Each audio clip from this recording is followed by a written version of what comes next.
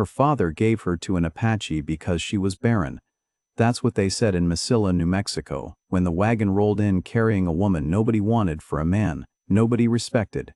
They called Samuel Kincaid a traitor, the cavalry scout who'd married Apache once before and come home with a scar that split his face like a lightning strike, and a heart they said was dead as the wife he'd buried. A man who'd chosen the wrong side, loved the wrong woman, and now lived alone on land, so cursed even the coyotes avoided it at night. The people whispered he was finished, that the frontier had taken everything from him worth taking, and what remained wasn't a man anymore, just a ghost wearing skin, waiting for the dirt to claim him. The woman who arrived that September afternoon looked like she'd already been claimed. Too thin, too quiet. Mescalero, they said, though she spoke English like a mission girl and moved through the dust without making a sound. Her dress hung loose on her frame. Her eyes stayed down. The Indian agent told anyone who'd listened that her own father had sold her for 3 horses and $50 because she couldn't bear children. A broken woman given to a broken man as a joke Garrett Thornwood had paid for personally. They laughed about it in the saloon that night, called it a mercy, putting 2 failures together where they couldn't contaminate decent folk. But they didn't see the scars on her hands. They didn't notice the leather medicine bag she carried, or the way her fingers moved when she looked at the sick boy in the general store, diagnosing, calculating, already 3 steps ahead. They didn't know who she really was, or what she'd done to survive this long in a world that wanted her dead. By the end of the first week, 8 people would owe her their lives. By the end of the first month, the most powerful man in the territory would want her buried. And Samuel Kincaid, the man they said had nothing left to lose, would discover he'd been wrong about that all along. It started when the wagon crested the ridge, and Samuel saw her standing in his yard, holding nothing but a bag and a question he didn't know how to answer. The story began on a September afternoon when the dust was thick enough to taste, and Samuel Kincaid stood in his failing ranch yard, staring at a woman whose name he didn't yet know, but whose hands would soon hold his entire world. He'd been repairing a fence post when he heard the wagon. The wood was rotten clear through, splitting under his hands like old bone. Everything on this land was dying. The house, the barn, him. The government wagon crested the ridge, trailing a plume of red dust. Samuel straightened, his back cracked. He was 34 years old and felt 60. The wagon pulled up 20 feet from where he stood. The driver was a federal Indian agent named Bartlett, a man with soft hands and a voice like wet gravel. A woman sat in the back, wrapped in a blanket despite the heat. Bartlett climbed down without waiting for an invitation. "Kincaid," he said. Not a greeting. A statement. Samuel said nothing. He'd learned years ago that silence was safer than speech in the company of government men. Bartlett pulled a folded paper from his coat. "Got a delivery for you, courtesy of Garrett Thornwood." Samuel's jaw tightened. The name alone was poison. "I didn't order anything from Thornwood. Didn't say you did." Bartlett unfolded the paper and read like a man reciting a grocery list. "One Mescalero female, age approximately 23. Property transferred from her father in exchange for supplies valued at $50, 3 horses and 2 rifles. Mr. Thornwood purchased the arrangement and requests she be delivered to your property as a housekeeper, or a wife, whichever you prefer." The words hit Samuel like a fist to the chest. He looked past Bartlett to the woman in the wagon. She was watching him. Her face was still, no tears, no fear, just calculation. "This is a joke," Samuel said. "No joke, it's all legal, signed and witnessed." Samuel's hands curled into fists. His scar throbbed, the old wound running from his temple to his jaw like a brand. Her father sold her. That's the gist of it. And Thornwood bought her, paid good money too.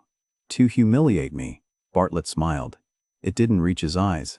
"That's between you and him. My job's just delivery." He gestured to the woman. "Get down." She moved without hesitation. The blanket fell away. She wore a calico dress 2 sizes too big, faded gray and patched at the elbows. Her hair was long and black, braided tight. She carried 1 small cloth bag. She stepped down from the wagon and stood in the yard. Dust settled around her feet. Samuel looked at her and felt something crack open in his chest. Not desire, not pity, recognition. She was Apache. He could see it in her face, in the way she held herself, and Thornwood knew exactly what he was doing. Sending an Apache woman to the white man who'd married Apache before? The traitor, the outcast, trash given to trash. Bartlett tipped his hat. "Pleasure doing business, Kincaid." He climbed back into the wagon. The horses stamped and turned. "Wait," Samuel said. Bartlett didn't wait. The wagon rolled away, trailing dust like a funeral shroud. Samuel stood alone in the yard with the woman.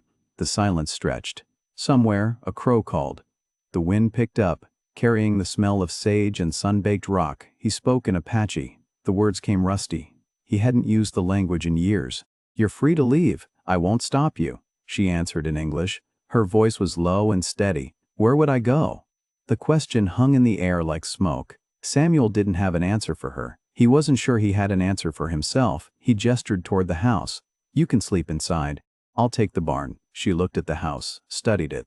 The sagging porch, the broken shutter, the door that hung crooked on rusted hinges. "Do you have cleaning supplies?" she asked. Samuel blinked. Of all the things he'd expected her to say, that wasn't one of them. "There's lye soap in the shed. Broom's broken. I'll make do." She walked toward the house without waiting for permission. Her steps were light, deliberate. She moved like someone who'd learned to take up as little space as possible. Samuel watched her go. His heart beat hard against his ribs. She reached the porch and stopped, turned back. "What do I call you?" she asked Samuel. She nodded once, then she went inside. The door closed behind her. Samuel stood in the yard as the sun began its slow descent. The sky turned orange, then purple, then the deep blue of evening. He should have gone to the barn, should have fed the horses, should have done 100 things that needed doing. Instead, he stood and stared at the house. An hour passed, maybe 2. Then light bloomed in the window. Lamplight, golden and warm. Samuel's breath caught. He hadn't lit a lamp in that house in 6 months, hadn't wanted to see what the darkness hid. The dust, the cobwebs, the chair where his wife used to sit mending clothes while he read aloud from a book neither of them fully understood. But now the light was there. Steady, real. A shadow moved past the window, the woman. She was inside his house doing God knew what, and he realized with a jolt that shook him to his bones that he didn't even know her name. Samuel woke before dawn to the smell of coffee. He sat up in the barn loft, disoriented. The smell was real, rich and dark, cutting through the scent of hay and horse sweat. He hadn't smelled fresh coffee in this place in months. He climbed down the ladder, his joints stiff from sleeping on boards. The morning air was cold. His breath came out in clouds. He walked toward the house, boots crunching on frost-hard ground. The door was open, not wide, just a crack. Warmth leaked out into the gray dawn. He pushed it open. The woman stood at the stove. She'd tied her hair back with a strip of cloth. The calico dress hung loose on her frame, but she moved with purpose. The coffee pot sat on the heat. Beside it, a pan with something that looked like bread. She turned when he entered. Her face was calm. "There's coffee," she said. Samuel looked around the kitchen. It wasn't clean. Not the way his wife used to keep it, but it was different. The floor had been swept, the table cleared, dishes stacked, the chaos organized into something a man could live with. She poured coffee into a tin cup and set it on the table. Then she cut a piece of the bread and placed it beside the cup. Samuel sat. He didn't know what else to do. The bread was dense and warm. She'd made it from the flour and lard he kept in the larder, supplies he'd been too tired to use. The coffee was strong enough to wake the dead. They ate in silence. Samuel watched her hands. They moved with precision when she cut the bread. Calloused palms, short nails, not the soft hands of a woman who'd lived idle. When they finished, he reached for the jar where he kept coins. He counted out $3 and pushed them across the table. "For the work," he said. She looked at the coins. "Didn't touch them?" "No, you earned it. I don't want your money." Samuel's jaw tightened. "Then what do you want?" She met his eyes. Hers were dark and steady. A place to sleep, food to eat, nothing more. He pushed the coins closer. She pushed them back. The air between them stretched tight. She stood and began clearing the dishes. Samuel watched her move through his kitchen like she'd mapped it in her sleep. She found the broken hinge on the cupboard door and studied it. Then she walked outside without a word. 5 minutes later, she returned with a piece of wire from the barn and a rock. She used the rock as a hammer and bent the wire into a makeshift hinge. It wasn't pretty, but it worked. Samuel felt something shift in his chest, unease. Suspicion. Who was this woman? The morning passed in a strange dance. She reorganized the kitchen with a logic he couldn't argue with. Heavy items low, light items high, tools near where they'd be used. She worked without asking permission, and every change made the space more functional. Samuel retreated to the barn. He needed distance, needed to think, but thinking didn't help. His mind kept circling back to her hands, her competence, the way she moved through his broken world like she was reading a map only she could see. Late afternoon, he was working near the well when he heard Pete shout. Pete was one of his 2 remaining ranch hands, old as dirt, loyal as stone. He and his partner Jake had stayed when everyone else left, working for promises instead of wages. Samuel ran toward the well. Pete was on the ground, his body jerking. Jake stood over him, eyes wide with panic. "Snake," Jake said. "Rattler, got him on the hand." Samuel dropped to his knees. Pete's hand was already swelling, the flesh tight and purple around 2 puncture marks. His breathing came in gasps. Samuel knew the basics. Cut the wound, try to suck out the poison. But his hands shook. He'd seen men die from snakebite, seen them convulse and foam and stop breathing. "Get me a knife," Samuel said. "No." The voice came from behind him. The woman. She knelt beside Pete, her movements swift and sure. She looked at the bite marks, studied them for 3 seconds. "Diamondback," she said. "Dry bite or wet?" Pete groaned. His eyes rolled. She pressed her fingers around the wound, watching the reaction. Then she turned to Jake. "Get me leather, something he can bite, and build up the fire, now." Jake ran. Samuel stayed frozen, watching her work. She spoke to Pete in Apache. Her voice was calm, steady, like she was telling him the weather. Pete's eyes focused on her. His breathing slowed a fraction. Jake returned with a leather strap and stoked the fire until flames leapt high. She took a small blade from somewhere in her dress, a knife Samuel hadn't known she carried.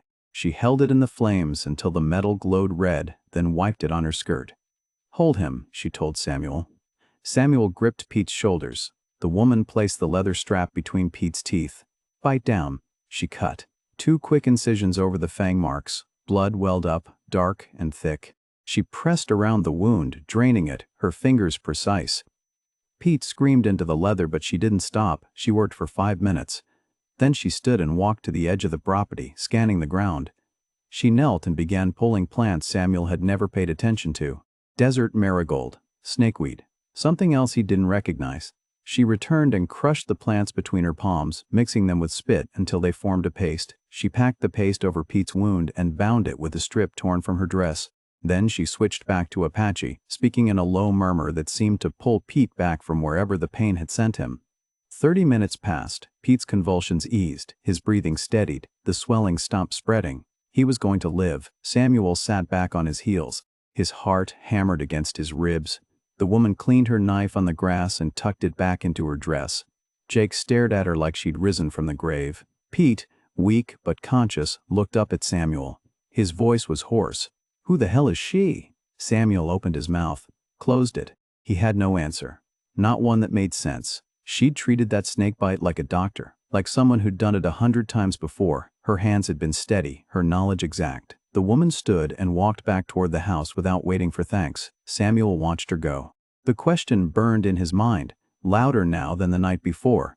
Who was she, and what else was she hiding? 3 days after Pete's recovery, Samuel rode into Mesilla with Mariana beside him on the wagon bench. She'd asked to come, needed fabric and thread, she said. Her dress was falling apart at the seams. Samuel had hesitated. Taking her into town meant facing stares, whispers, the judgment he'd been avoiding for years. But she'd looked at him with those steady eyes, and he couldn't say no. The road into Mesilla was rutted and dry. Dust rose in clouds behind the wagon wheels. The sun beat down hard, turning the air thick and heavy. Samuel could smell sage and horse sweat and the faint tang of smoke from cooking fires in town. Mariana sat silent beside him, her hands rested in her lap. She wore the same faded calico dress, mended now with careful stitches. Her hair was braided tight. They entered the main street, heads turned. A woman crossing the road stopped mid-step and stared. 2 men outside the saloon nudged each other and muttered. A child pointed until his mother jerked his hand down. Samuel kept his eyes forward, his jaw tight. He pulled the wagon up outside the general store, climbed down, offered Mariana his hand. She took it and stepped down into the street. Inside the store, the air smelled of coffee beans and leather and tobacco. The owner, a man named Henderson, stood behind the counter sorting nails into jars. He looked up when they entered. His eyes went from Samuel to Mariana and back again. "Kincaid," he said, not friendly, just acknowledgement. "Needs supplies," Samuel said. "Flour, salt, coffee, and fabric for her." Henderson's gaze settled on Mariana. She stood near the door, her posture still. "Don't serve Indians," Henderson said. Samuel's hands curled into fists. "She's with me." Don't care who she's with, store policy. The air in the room went tight. Samuel stepped closer to the counter. His voice dropped low. Then I'll take my business to the trading post outside town, and I'll tell every rancher between here and the Rio Grande why. Henderson's face reddened. He looked at Mariana again. She met his gaze without blinking. Fine, Henderson muttered. But she don't touch nothing. Samuel bought the supplies in silence. Henderson bagged the flour and salt with angry movements. He cut 3 yards of dark blue fabric and handed it to Mariana like it burned his fingers. Samuel paid.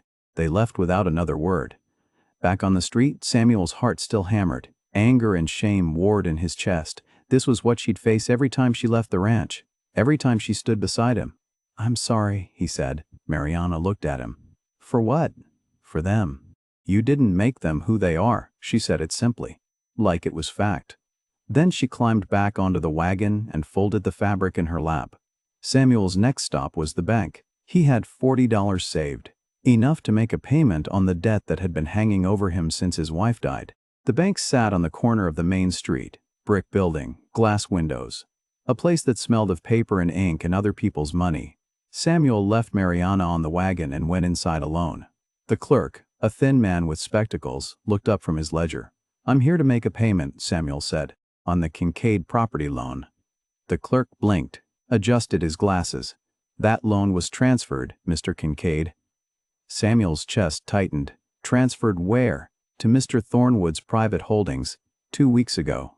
The floor seemed to tilt. Why wasn't I notified? A letter was sent.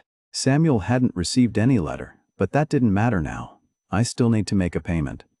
The clerk stood and disappeared through a door in the back. He returned a minute later with another man, Garrett Thornwood. He was tall, well-fed, with silver hair and a smile that didn't reach his eyes. He wore a suit that cost more than Samuel's entire ranch. Kincaid, Thornwood said, extending his hand. What a pleasant surprise. Samuel didn't take the hand. I'm here to pay my debt. Thornwood's smile widened. Of course, come into my office, we'll discuss terms. He led Samuel through the door into a room with dark wood furniture and a desk the size of a coffin. The walls were lined with maps. Samuel recognized the San Andres Valley, his land marked in red. Thornwood sat behind the desk and gestured for Samuel to sit. Samuel stayed standing. Your land, Thornwood said, pulling out a file. It's in a difficult position, financially speaking. The loan's been neglected. Interest has compounded. I've made payments. Sporadic payments, insufficient to cover the principal. Thornwood leaned back in his chair. I acquired the loan as a favor, Samuel. I thought perhaps I could help you move on, find something more manageable. I'm not selling. I'm not asking you to sell. I'm offering to buy $500 for the property, more than fair given its condition.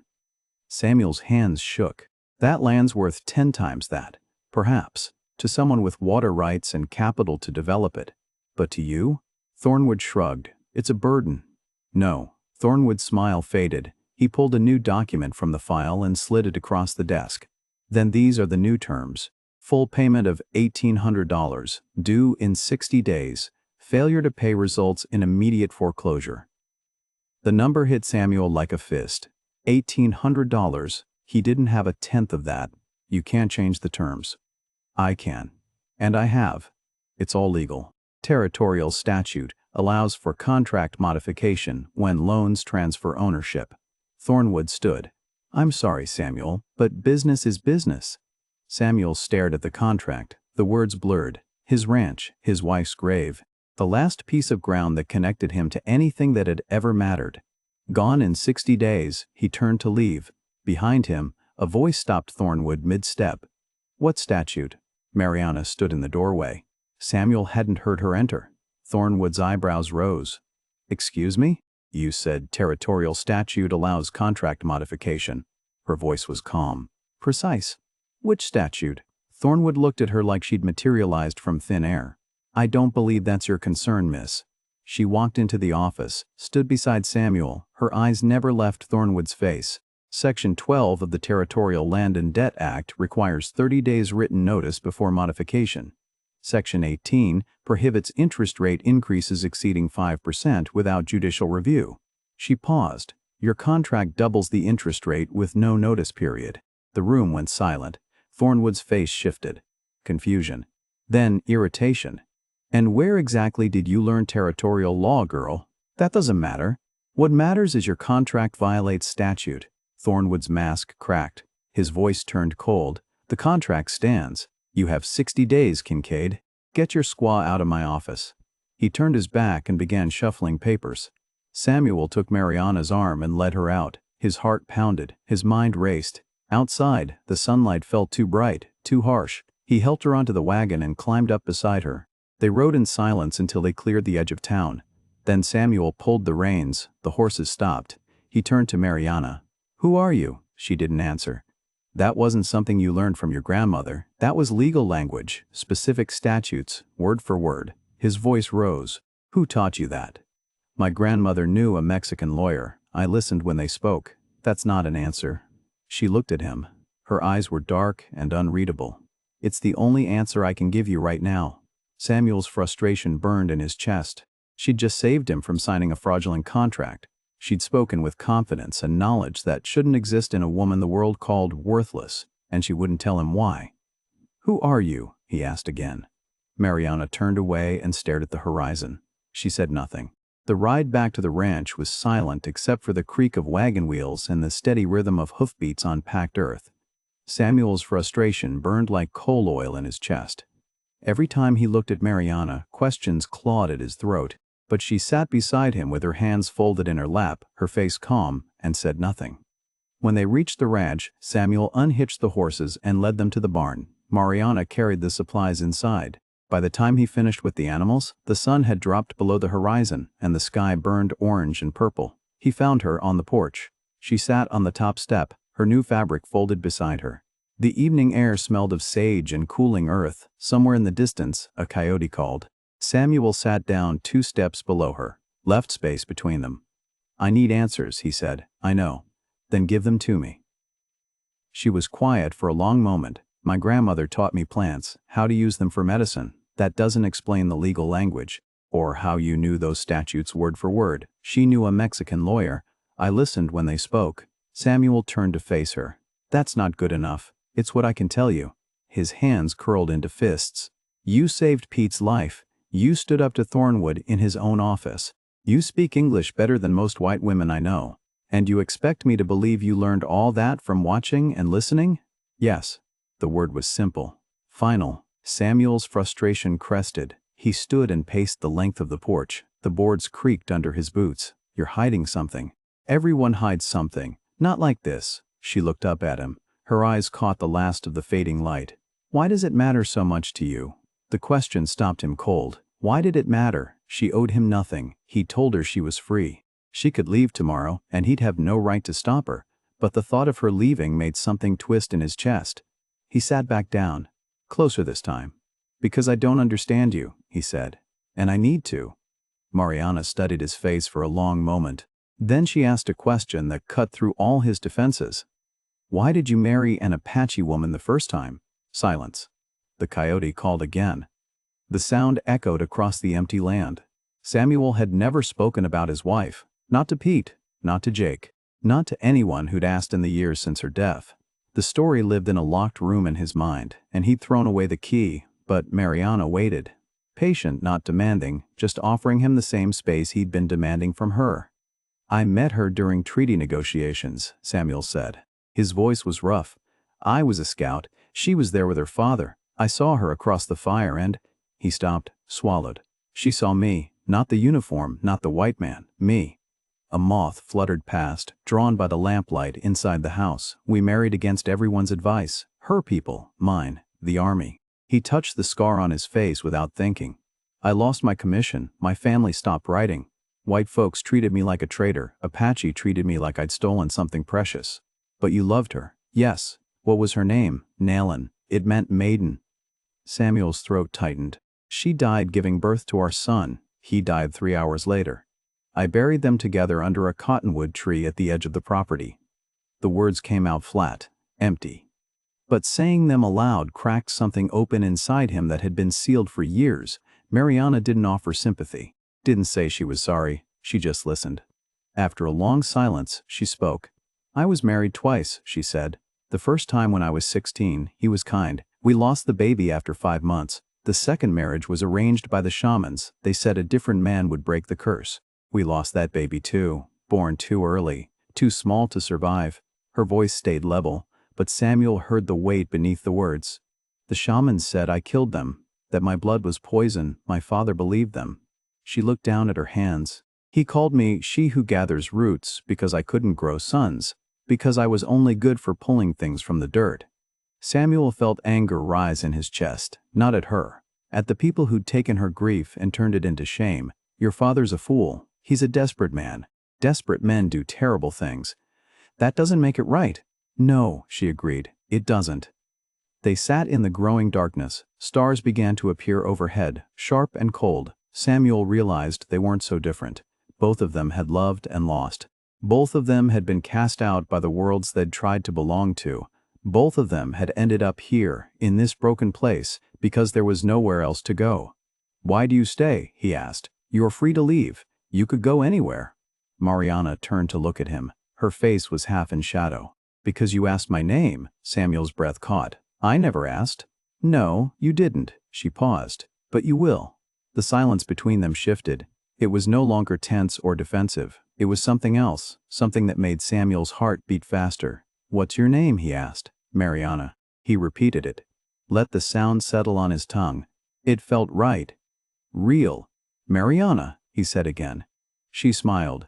Small, brief, but genuine. It was the first time he'd seen her smile since she'd arrived. For a moment, neither of them moved. The darkness wrapped around them like a blanket. The air smelled of wood smoke and desert flowers. Samuel could hear his own heartbeat. Then Mariana stood. I should go inside. Wait. She stopped. Samuel wanted to say something, wanted to tell her that he was glad she'd stayed, that the house felt less empty with her in it, that for the first time in years, he didn't dread waking up in the morning, but the words stuck in his throat. Good night, he managed. Good night, Samuel. She went inside. The door closed softly behind her. Samuel stayed on the porch, stared out at the darkness, the stars, the endless stretch of land that had once felt like a prison. He didn't want her to leave. The realization hit him like a fist. He'd spent 3 years trying to die slowly on this ranch. 3 years pushing away anyone who tried to get close. 3 years telling himself he didn't deserve another chance at anything resembling life. And now, there was a woman in his house who spoke in riddles, who saved lives with her bare hands, who looked at him like she saw something worth saving. He didn't want her to leave, and that terrified him more than anything Thornwood could do. 1 week later, the sickness came to Masilla like a plague from the Old Testament. Jake rode in from town with the news. Families were falling ill, vomiting diarrhea that wouldn't stop. The town doctor had diagnosed cholera and then died 2 days later from the same symptoms. People are scared, Jake said. He stood in Samuel's yard, his hat in his hands.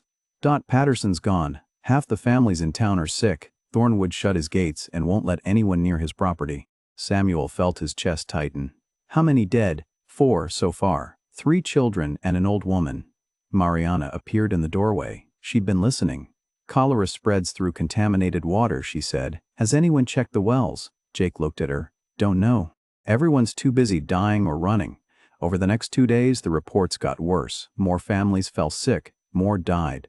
Panic spread faster than the disease. People abandoned their homes. Some fled to the surrounding ranches. Others locked themselves inside and prayed. Then, on the 3rd day, a wagon appeared on the ridge. Samuel saw it coming from half a mile away. He called to Mariana. She came outside, wiping her hands on her apron. Watch the wagon approach. A man Samuel recognized from town drove it.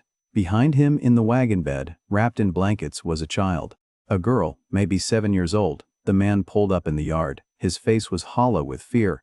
They said you had an Apache woman here, one who saved Pete Garrett from a snakebite. His voice cracked. My daughter's dying. The doctor's dead. There's no one else. Mariana walked to the wagon. Looked at the girl. Her skin was gray, her breathing shallow. Bring her inside, Mariana said. Samuel helped carry the child into the house. They laid her on the table. Mariana examined her quickly, her hands moving with practiced certainty. How long has she been sick? 2 days. What has she eaten? Nothing. Can't keep anything down. Mariana touched the girl's forehead, pulled back her eyelids, felt her pulse. She needs fluids, clean water, and rest. She looked at Samuel. We need to set up a quarantine area, in the barn. Anyone who comes here sick needs to be separated from the healthy. Samuel stared at her. You're going to treat them all? Yes, there could be dozens. Then we'll need help. Over the next 3 days, Samuel's barn became a hospital. They came in wagons and on foot, men carrying children, women supporting sick husbands, the desperate and the dying, seeking the Apache woman who'd saved Pete Garrett and was now their last hope. Mariana worked without stopping. She set up pallets in the barn, organized them by severity of symptoms. She taught Samuel and Pete how to boil water, how to wash their hands with lye soap, how to dispose of soiled blankets without spreading the sickness.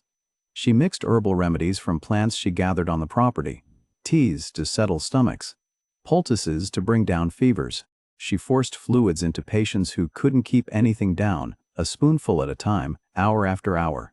Samuel watched her move through the barn like a general commanding a battlefield, calm, focused, never hesitating. She saved the first girl, then a boy, then a woman in her 30s who'd been convulsing when they brought her in. 8 people in 3 days, 5 of them children. The families who came to collect their recovered loved ones didn't thank her with words. They looked at her with something between awe and fear. But they brought food, supplies, blankets, quiet offerings left in the yard. On the 4th night, a carriage arrived after dark. Samuel heard it coming and walked out with his rifle. A woman climbed down, well-dressed, expensive cloak. Her face was hidden in shadow. She was carrying a child. Please, she whispered, my son. He's burning up. She stepped into the lamplight. Samuel recognized her, Martha Thornwood, Garrett Thornwood's daughter-in-law. She saw the recognition in his face and her voice dropped to a desperate whisper. My father-in-law forbid me from leaving. Said no one from our family would be treated by Apache witchcraft. But my son, her voice broke. He's all I have. Please. Mariana appeared behind Samuel. She looked at the child, looked at the mother. Bring him inside. The boy was 8 years old. Fever, vomiting, the same symptoms as all the others. Mariana set him up in a corner of the barn, away from the other patients. She worked on him for an hour. Fluids, cool cloths, herbal tea to calm his stomach. The fever broke near midnight. Martha Thornwood wept. Reached for Mariana's hands. Thank you, I don't know how to repay you. You don't need to. But Mariana's eyes were troubled. Samuel saw it. After Martha left with her son, Mariana stood in the barn, staring at nothing.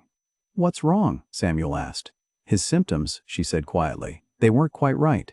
What do you mean? The others had bloody diarrhea, severe dehydration, classic cholera. She turned to face him. The boy had the fever and vomiting, but no blood, no severe fluid loss, and he recovered too quickly. Samuel felt cold creep up his spine. Maybe he got sick from something else, maybe, but she didn't sound convinced. Mariana walked to the boy's corner and picked up the water flask Martha had brought. She poured a small amount into a glass jar and held it up to the lamplight. Where does Thornwood get his water? He has his own well, on his property. She swirled the water in the jar, studying it. Then she disappeared into the house. Samuel followed her. She was at the kitchen table, crushing something with a mortar and pestle. Plants, dried berries, things Samuel didn't recognize. What are you doing? Testing. She mixed the crushed plants with water from the boy's flask, then added a few drops of something clear from a small vial she kept in her medicine bag. The water turned faintly green. Mariana's face went pale. What? Samuel demanded. She did the test again. Same result. Green. Then she took clean water from their well and ran the same test. It stayed clear. This wasn't cholera, she whispered. Samuel's heart hammered. Then what was it? Mariana looked up at him. Her eyes were dark with horror. Someone poisoned the water deliberately. The following morning, dawn broke cold and gray over the New Mexico Badlands. Samuel was feeding the horses when he heard hoofbeats, multiple riders. Coming fast, he walked to the front of the house. Mariana was already on the porch, her posture still but her eyes alert. 3 men rode into the yard. A federal marshal in a long coat, an Indian agent Samuel didn't recognize, and a deputy with a rifle across his saddle. The marshal dismounted. He was older, gray-haired, with the tired eyes of a man who'd seen too much frontier justice. Samuel Kincaid? That's right. The marshal pulled a folded document from his coat. I'm Marshal Thomas Ridley. I have a warrant for the arrest of the woman known as Mariana, also called She Who Gathers Roots, of the Mescalero Apache. Samuel's blood went cold. Mariana didn't move, didn't speak. On what charge? Samuel asked. Murder. 3 years ago, a man named Rising Eagle, son of the Mescalero chief, died under her care. Witnesses say she administered witchcraft medicine and refused proper treatment from the tribal shaman. That's a lie, Mariana said. Her voice was calm. Too calm. The Indian agent stepped forward. He was younger, with the smug look of a man who enjoyed his power. The warrant's been signed by a territorial judge. Witnesses have given sworn statements. She's wanted for trial. Samuel's hands curled into fists. Rising Eagle was bitten by a rattlesnake. He refused her treatment. Saw the shaman instead. He died because he waited too long. That's not what the witnesses say, the agent replied. Mariana's voice dropped, cold and precise. My father filed that charge to erase his shame. The witnesses are men he controls, men who owe him favors or fear him. Marshal Ridley looked at her. His expression was unreadable. That may be true, ma'am, but the warrant's legal. You'll have your chance to present that defense to a judge. Where? Samuel demanded. Santa Fe Territorial Court. Samuel knew what that meant. A 2-week journey. A trial controlled by men who saw Apache as less than human. A verdict decided before the gavel fell. She saved 8 people last week, Samuel said. 5 of them children. The town doctor was dead. She was the only one who knew what to do. The marshal's jaw tightened. I heard about that. I also heard about the cholera. It wasn't cholera, Mariana said. The marshal's eyes sharpened. What? Someone poisoned the water supply, deliberately, to create panic and drive people off their land. The Indian agent laughed. A harsh, ugly sound. You hear that, Marshal? Witchcraft and conspiracy theories. This is exactly why we need to get her in front of a judge. Marshal Ridley held up a hand. Ma'am, if you have evidence of a crime, you can present it at trial, but right now, I have a warrant, and I need you to come with me. Mariana looked at Samuel. Something passed between them, a silent conversation that lasted 3 heartbeats. Then she stepped forward. I'll come peacefully. No, Samuel said. Samuel, no. He moved to stand between Mariana and the marshal, his body a wall. You're not taking her. The deputy raised his rifle. Marshal Ridley put a hand on the man's arm. Mr. Kincaid, I don't want trouble, but obstruction of a federal warrant is a crime. You'll go to jail, lose your land, everything. I don't care, Samuel, Mariana whispered. Don't do this. He didn't look at her, kept his eyes on the marshal. She stays here. The marshal studied him for a long moment. The yard was silent except for the wind and the creak of leather saddles. I'm giving you 1 hour, Marshal Ridley finally said. 1 hour to think about what you're doing. If she's not in custody by then, I'll arrest you both, and I'll bring enough men to make sure it happens. He mounted his horse. The agent and deputy followed. 1 hour, Kincaid. Don't make this worse than it has to be. They rode toward town. Samuel watched them disappear over the ridge. Then he turned to Mariana. Get inside, now. Samuel, you can't, inside. She went. Samuel followed. He locked the door, pushed the heavy table against it, moved to the windows and shuttered them. Mariana stood in the center of the room, watching him work. You're going to get yourself killed, she said. Maybe. I can go, face the trial. A judge might listen. No judge in Santa Fe will listen to you, you know that. He barred the last window. The room fell into shadows. You saved those children. You figured out the water was poisoned, and now they want to put you in chains for a crime you didn't commit. My father filed those charges. The witnesses are real. They'll testify. They'll lie. Yes? Her voice cracked, just a little. But it won't matter. I'm Apache. I'm a woman. And I'm accused of witchcraft. The outcome was decided 3 years ago.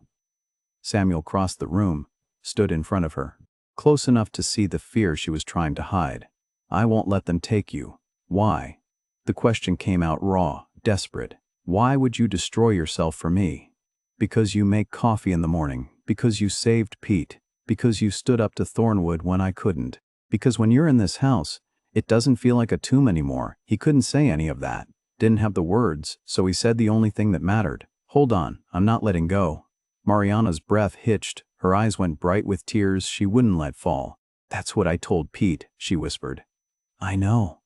Outside, voices began to gather. Samuel heard horses, footsteps. The town was coming. Marshal Ridley had brought reinforcements. Mariana moved to the window and looked through a crack in the shutter. There are at least 20 men out there. Samuel picked up his rifle, checked the chamber. Samuel. Her voice was steady now. Resolved. I know how to stop Thornwood. I know how to prove what he did, but we have to survive the next hour first. Luck arrived in Mesilla the night before in the form of Judge Harlan Webster, a traveling territorial judge who'd come to settle land disputes between ranchers in the San Andres Valley. When Marshal Ridley realized Samuel wouldn't surrender without bloodshed, he'd made a choice, a hearing. One chance for Samuel and Mariana to present their case before a judge. If they lost, they'd both hang. Samuel agreed. He walked out of the barricaded house with Mariana beside him, their hands bound, and rode into town under armed guard. The courthouse was packed, every bench filled, people standing against the walls. The air smelled of sweat and tobacco and tension thick enough to taste. Garrett Thornwood sat in the front row, clean suit, silver hair combed back, smiling like a man who'd already won. Judge Webster was old, hawk-faced, with eyes that missed nothing. He banged his gavel, and the room fell silent. This is a territorial hearing regarding a warrant for murder issued against Mariana, also known as She Who Gathers Roots, of the Mescalero Apache. The Indian agent will present the charges. The agent stood. The same smug man from the ranch. He laid out the case in careful detail. Rising Eagle, son of the chief, dead 3 years ago after Mariana treated him for a snakebite. Witnesses claimed she'd used witchcraft, refused to let the tribal shaman help. The boy died screaming. He presented signed statements, 6 tribal members, all swearing Mariana had murdered the chief's son. Mariana sat still through it all, her face calm. But Samuel saw her hands trembling in her lap. The agent finished. Judge Webster looked at Mariana. Do you have anything to say in your defense? She opened her mouth to speak. Samuel stood first. Your Honor, I request the court hear evidence of a separate crime that connects directly to these charges. The judge's eyebrows rose. What crime? Murder. Multiple counts. Committed by Garrett Thornwood in the past 2 weeks. The room erupted, voices shouting. Thornwood on his feet, face red. Judge Webster slammed his gavel. Order! Mr. Kincaid, that's a serious accusation. You better have evidence to back it up. We do. Then present it. Mariana stood. She moved to the front of the courtroom carrying a small wooden box. She opened it on the judge's bench. Inside were glass jars. Water samples, soil samples, plant material crushed and dried. The town doctor diagnosed cholera, Mariana said. Her voice was steady. Clear. 8 people died. Dozens more fell sick. But it wasn't cholera. Judge Webster leaned forward. Then what was it? Arsenic poisoning. The room went silent. Mariana pulled out 2 jars of water, held them up. This water came from the public wells in Mesilla. This one came from the Thornwood estate. She set them on the bench. Then she took a small vial from her medicine bag. This is a reagent made from desert marigold and copper sulfate. My grandmother taught me how to make it. She added 3 drops to the first jar. The water stayed clear. She added 3 drops to the second jar. The water turned green. Arsenic, she said. In high concentrations, Mr. Thornwood has been poisoning his own water supply to create a health crisis. He planned to blame it on Apache raids, seize control of the valley under territorial emergency powers. He needed people desperate enough to sell their land for nothing. Judge Webster stared at the green water. That's a bold claim. Can you prove it? Yes. Mariana called her first witness. A woman whose 6-year-old daughter had nearly died. The woman testified that her family drank from the public well. Her daughter got sick. Mariana saved her. Then a man whose son had collapsed at school. Same story. Public well, near death. Mariana saved him. 5 witnesses, all saying the same thing. Their families used public water. They got sick. Mariana saved them. Then Mariana called Martha Thornwood. Thornwood's daughter-in-law walked to the front of the courtroom. Her face was pale. Her hands shook. Tell the court about your son, Mariana said gently. Martha's voice was barely a whisper. He fell ill, fever vomiting. My father-in-law forbid me from leaving the property, said no one in our family would be treated by Apache witchcraft. But you came anyway. Yes, my son was dying. What water did he drink? From our private well on the estate. And after I treated him, did his symptoms match the others? Martha hesitated, looked at Thornwood. He was staring at her with murder in his eyes. No, she whispered. He recovered faster. And he didn't have the bloody diarrhea, just fever and vomiting. Because he was drinking poisoned water, Mariana said. But not cholera-contaminated water. Mr. Thornwood poisoned his own supply to make his family look sick, to make the crisis seem real. But he controlled the dose, made sure it wouldn't kill them. Judge Webster's face had gone hard as stone. Mrs. Zackleris. Thornwood, did your father-in-law instruct household staff on which water sources to use? Yes. Martha's voice broke. He said the main well was contaminated, told everyone to use water from the cistern behind the house. But I saw him, late at night, pouring something into the main well. I didn't understand what it was. Arsenic, Mariana said, stored in his warehouse. Judge Webster turned to Marshal Ridley. Send deputies to the Thornwood warehouse. Search it now. Ridley nodded and 3 men left at a run. Thornwood rose slowly. His smile was gone. This is absurd. You're taking the word of a savage over mine? A woman accused of murder? This is nothing but— Sit down, Judge Webster said. Thornwood didn't sit. I will not be insulted in my own. Marshal, restrain Mr. Thornwood. 2 deputies grabbed Thornwood's arms. He struggled, shouted, but they held him. 20 minutes later, the deputies returned. They carried a wooden crate. Inside were 6 glass bottles, white powder, each one labeled in Thornwood's own handwriting, arsenic trioxide. The courtroom exploded. Judge Webster slammed his gavel until the noise died. Thornwood, you are under arrest for multiple counts of murder and attempted murder. Marshal, take him into custody. Thornwood tried to run, made it 3 steps before a deputy tackled him to the floor. They dragged him out in chains, still shouting about his rights and his lawyers and his money. The room buzzed with voices. Judge Webster let them talk for a moment. Then he raised his hand. Now, about the original charge. He pulled the warrant from his file. Read it. Frowned. The charge against Mariana claims she murdered Rising Eagle 3 years ago. But I see no physical evidence here. No body examination. No coroner's report. Just witness statements. He looked at the Indian agent. Where's the evidence? The agent shifted uncomfortably. The witnesses are credible. Tribal elders. They saw nothing. This warrant is based on testimony from people under the control of Mariana's father, a man who, by multiple accounts, sold his daughter to settle a debt. Judge Webster tossed the warrant aside. This charge is vacated. Mariana, you're free to go. Mariana's knees buckled. Samuel caught her, held her upright while the courtroom erupted again. Judge Webster banged his gavel one last time. This hearing is concluded. And someone find me whoever sold arsenic to Garrett Thornwood. I want to know how a man poisons half a town without anyone noticing. Samuel led Mariana outside. The sun was setting. The sky burned orange and gold. She turned to face him. Tears streaked her face. We're free, she whispered. Yeah. Samuel's voice was rough. We are. For the first time since they'd met, Mariana smiled. A real smile, full and bright and unguarded. And Samuel felt something in his chest that had been dead for 3 years, finally beat again. 3 days after the trial, Samuel woke to the sound of hammering. He walked outside. The air was cool and fresh, smelling of pine and sage. The sky was the color of bruised plums, just beginning to lighten with dawn.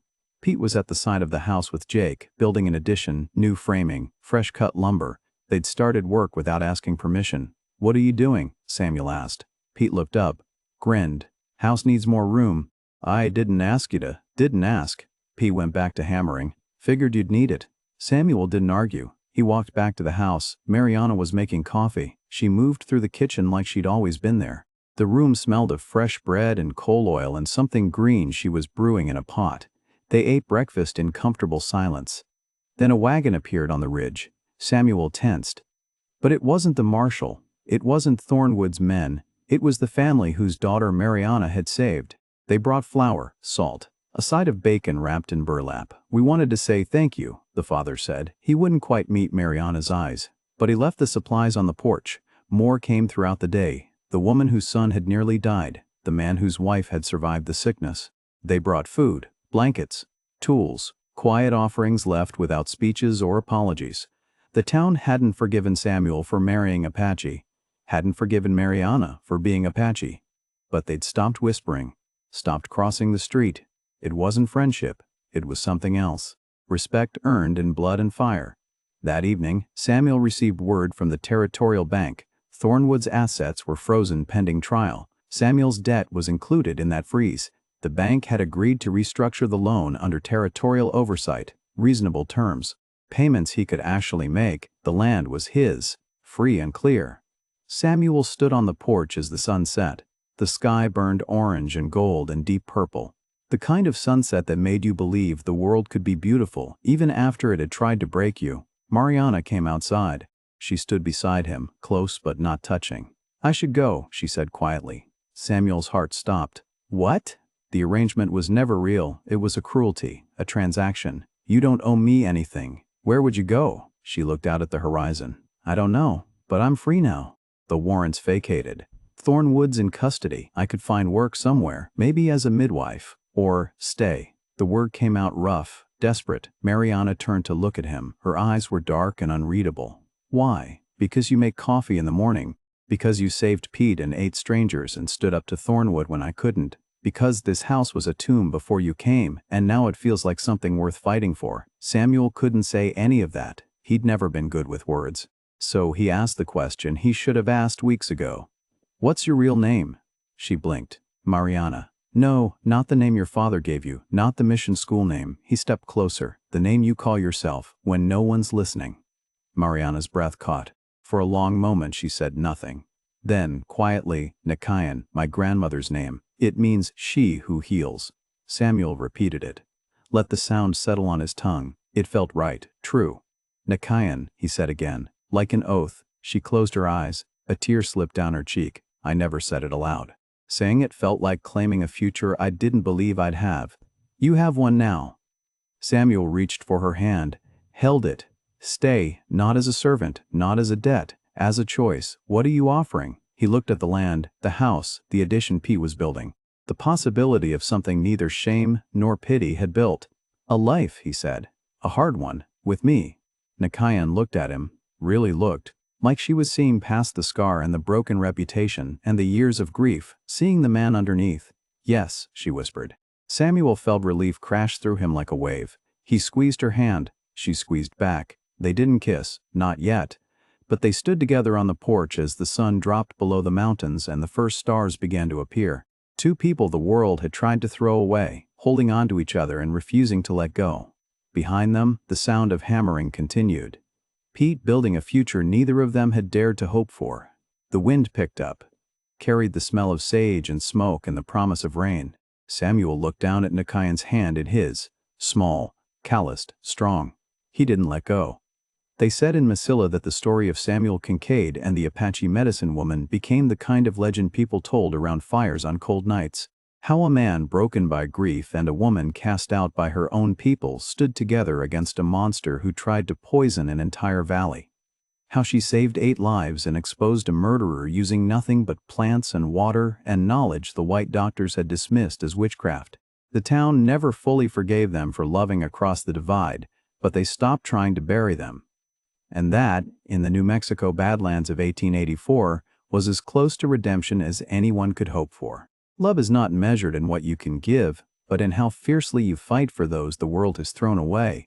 And that is how a barren Apache woman and a scarred cavalry scout built a home on land too broken to farm and too remote to matter. Have you ever stood up for someone when it cost you everything? If this story moved you, hit that like button and share it with someone who needs to hear it today. And subscribe for more tales from the frontier where love was earned through fire and loyalty was the only law that mattered. Until next time, keep your powder dry and your heart open.